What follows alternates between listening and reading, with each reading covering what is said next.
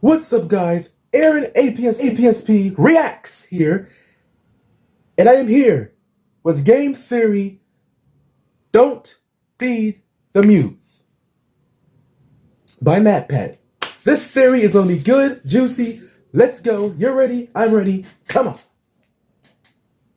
Quiz. What does this SpongeBob theory video and this mutant cow have in common? That's not a joke, by the way. It's a legitimate question. What could possibly unite this beefy blob with our yellow porous friend? Well, obviously they're parts of an alien conspiracy to clone frustrated online creators. Duh. YouTube is a strange place sometimes.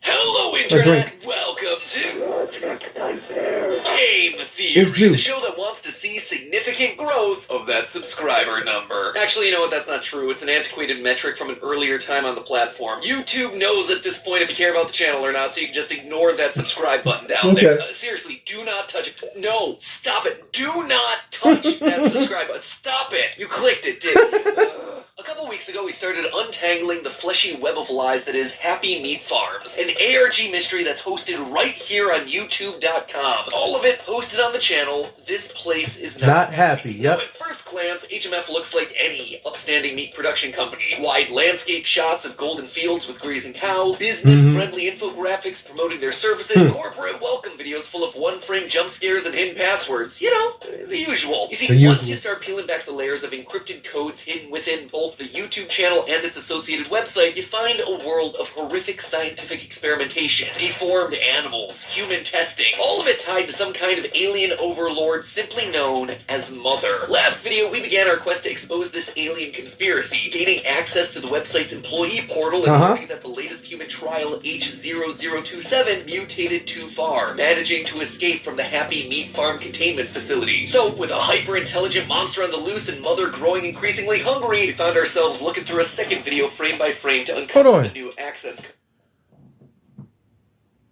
Is Ramona the mother, or am I being mistaken? I don't know. Let's keep watching. The password to the company's R&D webpage. So let's jump back into this cursed company website I don't think so. to figure out what's really going on, shall we? As soon as you land on the R&D page, you'll notice that we aren't in Kansas anymore. The soft colors of the employee and customer-facing pages are ripped away, replaced with just plain white text over a black background. By looking at the page, we can actually see that the R&D department is currently working on two major projects. The first is one that we're already familiar with, Project Chimera. This is what we've been seeing via the leaked footage over on YouTube. Experiments meant to increase the amount of living biomass in an animal so it can be sent to Happy Meat Farms HR. They do this by injecting some sort of foreign DNA into the test subjects. Where's that DNA from? Unclear, because the text has been redacted. Should be Mother.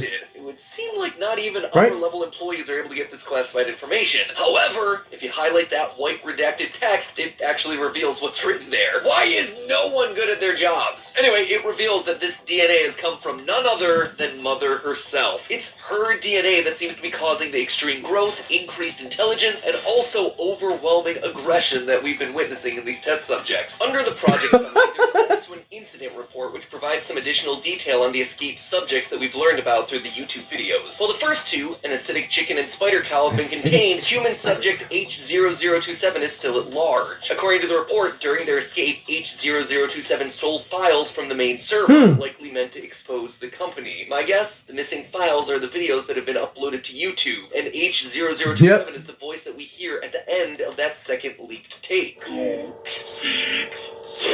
The other ongoing project listed here is Project Vulnerability, an effort to introduce diseases into the population using intentionally contaminated meat products. These diseases are intended to create weakness in the population that Mother can later exploit to create her so-called New World Order. And that's about it. Gotta admit, for being 2 layers deep, I expected a bit more. That said, we still haven't broken into the most secretive area of them all, HR. That's the place where all the successful experiments go, and the place they never return from, so something's gotta be going on over there. Who knows? This is alien takeover itself. Luckily, subject H0027 gave us a final leaked video on the This Place Is Not Happy YouTube page. Happy Meat Farms HR orientation video. Perfect! Finally, we get ourselves a sneak peek behind the padlocked steel doors. In the video, we're told that there are 3 rules every HR employee has to I didn't react to that one touch though, anything, don't look at anything. I've seen it. Which is weird, because the rest of the video is a tour of the HR department specifically asking us to look at things. And finally, have fun. Great to be in a positive work environment. The HR building looks It tells you to have fun, but you can't do all this other stuff. All the Okay. things that you'd expect. Desks, lackluster birthday decorations, rabid mutant dogs. They even have a creepy IT guy named Jared who works out of the industrial refrigerator. Like I said, all the normal office stuff. Of course, there's some unusual things here too. A room full of hair, walls of flesh, mouse traps lining the wall, and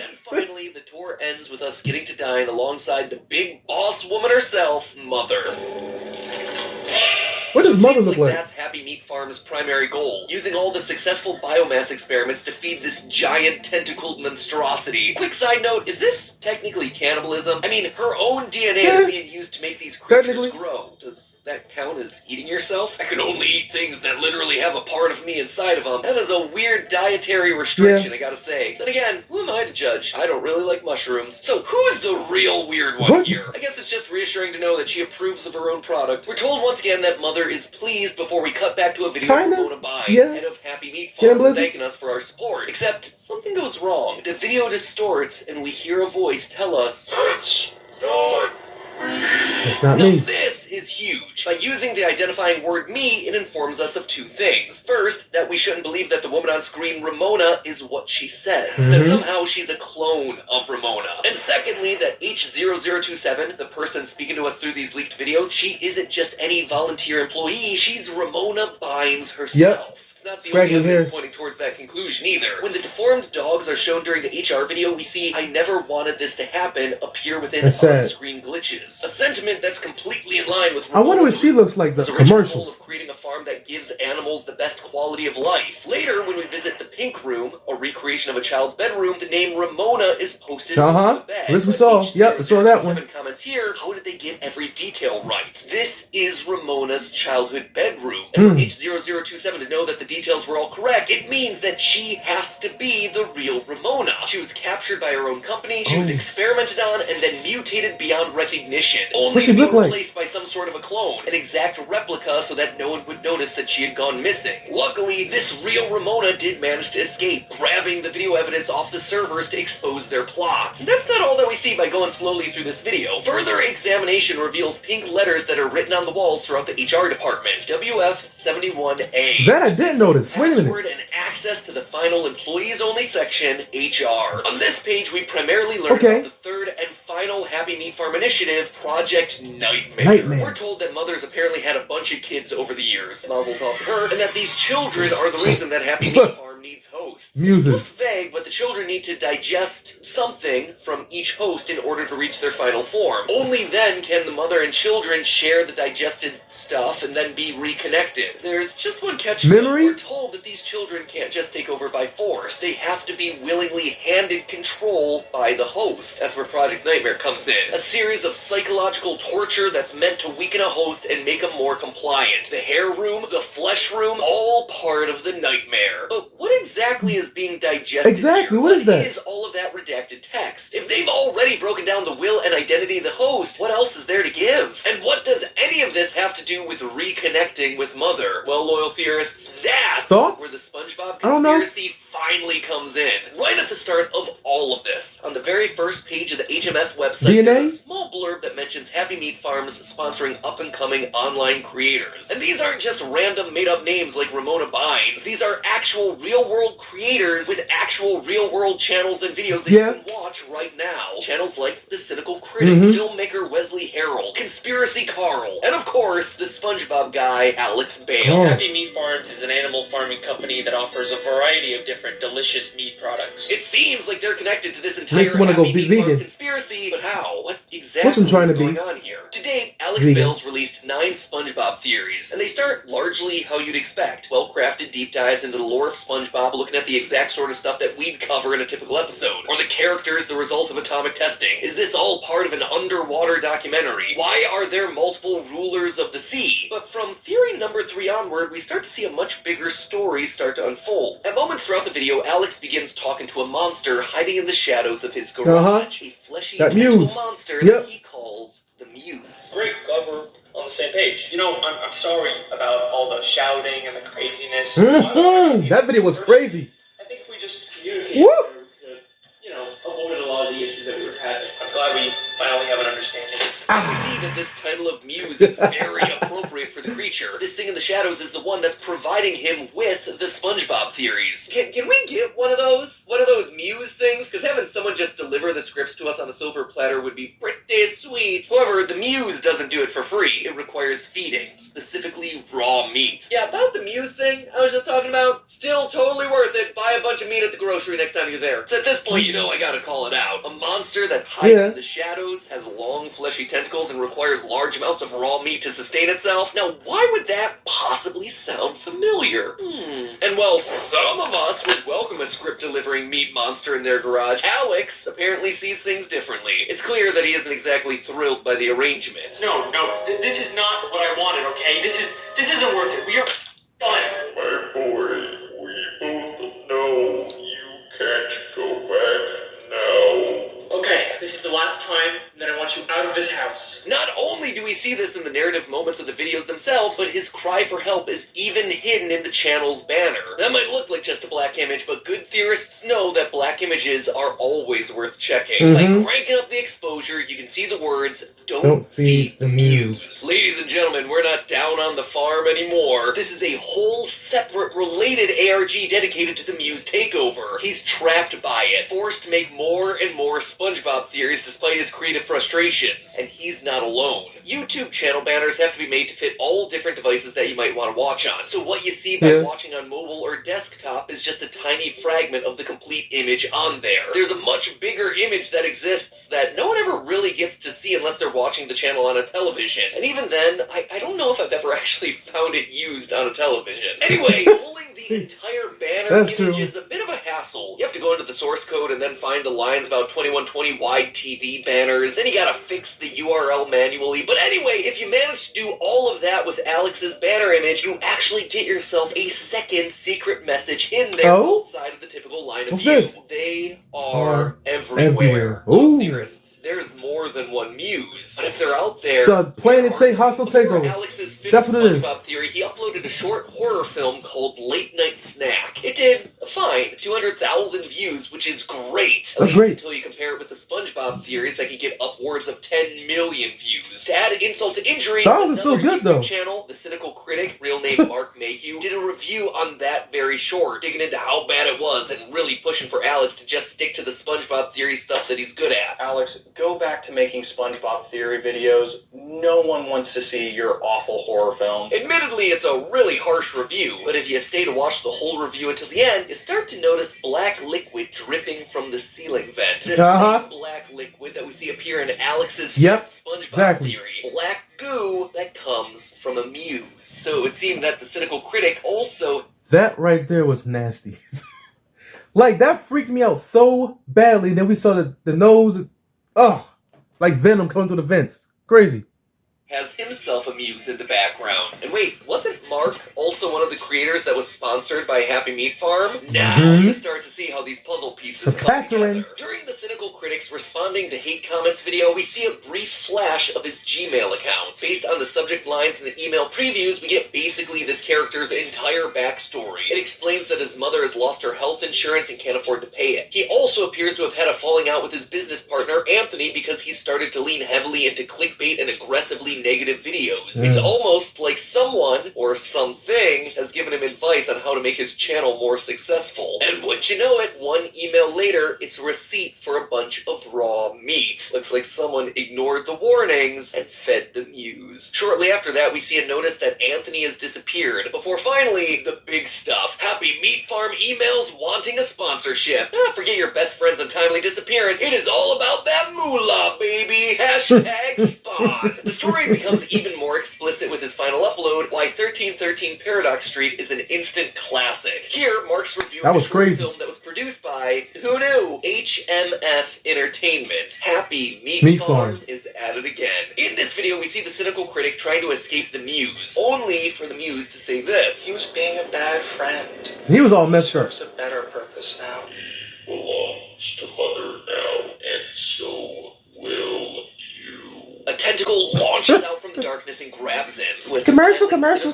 ending his video, black liquid dripping from his nose. And while I could tell you what you're seeing here, I might as well just show it to you. If you stop the video at 7 minutes and 9 seconds, you find the answer. Hidden text that reads, Phase 3 complete, host assimilated, begin digestion, awaiting reconnection. And you see, digest this what? is Project Nightmare. Hosts being targeted and manipulated by these muses, who then go on to manipulate other hosts. Mark, the cynical critic, is broken down by the pressure to earn money while his mother struggles with medical bills. He kills his partner in a disagreement. The guilt and pressure that he's feeling ultimately push him into willingly giving up to the monster. And in the end, he's left there on camera as a smiling, posing corpse, responsible for churning out new content. It's the exact same thing that we saw happen with Ramona Bynes, original founder of HMF. They're consumed, digested, assimilated, and cloned, made into a smiling, talking head for the camera. A smiling head that then turns the attack onto someone else. That's why Mark's reviews openly attack and antagonize Alex Bale. It's psychological warfare. The Muse is trying to break down Alex, get him to succumb. It's Project Nightmare. And despite resisting for a long time, even Alex succumbs. In his 9th SpongeBob conspiracy theory, the final shot is of him being consumed. Literally eaten by a replica of himself. Except what we know of Alex is gone. Only the SpongeBob guy remains. Now, these sorts of messages and mini-mysteries are hidden throughout both Alex and cynical critics. Now, I wanted to react to that for you guys, but I couldn't.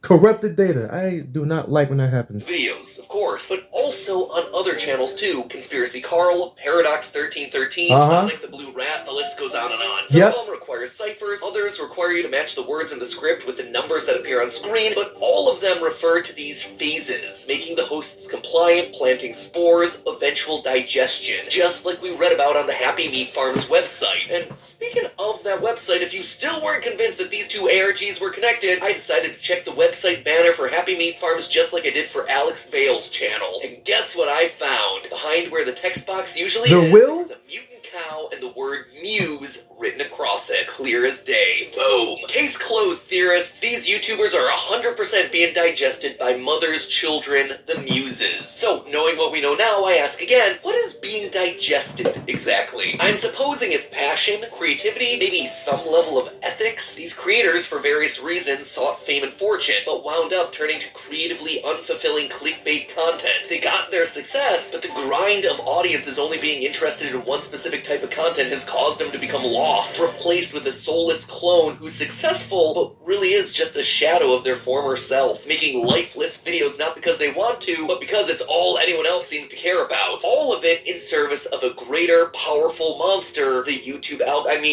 mother. With the final upload coming in 2023 to end the Muse saga, I suspect it's going to be a bittersweet conclusion. Sure, Alex is going to manage to get past his Muse and take control back of the channel for himself, but that doesn't mean it's going to be a happy ending. YouTube and the algorithm are still going to remain. Happy Meat Farm and Mother are still going to be there, finding new hosts, new creators that are going to make the content that they want to push on the platform, stuff that they can put higher paying ads on in order to feed their insatiable appetites. Will the viewers still stick around for the content that he wants to make, defying the algorithm? That's the question he's going to ask, and that's the answer we'll have to see. So theorists, if you take anything away from this episode, it's that we all have our own part to play in this. Sure, we can point fingers at YouTube and the algorithm, blaming them for empty, lifeless content, but those systems feed off of us, the viewers. We tell those programs what we watch, unless we're talking about shorts, in which case that was forced onto us. Anyway, if one of your favorite creators tries to make something new, give it a go. Watch it, support them. The first time is going to be a little rough, but by supporting them, we allow them to keep going, to hone that idea into something incredible. You want proof? It's right here in these two ARGs. I mean, they've been a wild ride. The puzzles, the story, the message, all of it absolutely fantastic, but it is very different from what people expect of Alex's usual content. As time's gone on, though, and he's received support for it, you can literally see the quality, the puzzles, the story all getting better. So do your part and at least try to support the creators that you love, whatever they decide to do, because you never know what awesome story you might get out of it. And Alex, go and win this one for humanity, buddy. I'm looking forward to the big conclusion to all of this. Sure, there's gonna be plenty of meat on the bone for me to chew on. Or, you know, if you get bored, you could always do more SpongeBob theories over here. But hey, that's just a theory. A game theory. Thanks for watching.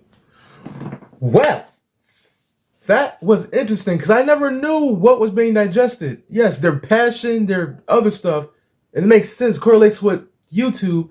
It's like they feed off us, the viewers, because without the viewers and creators, YouTube can't exist. So it makes perfect sense. Their creativity, their passion, what makes them them, everything. I like this. Well, guys, that's the end of the video. Hope you enjoyed. I sure did. I will see you on the next one, guys. The next video I have for you guys will be a surprise. So stay tuned. Goodbye.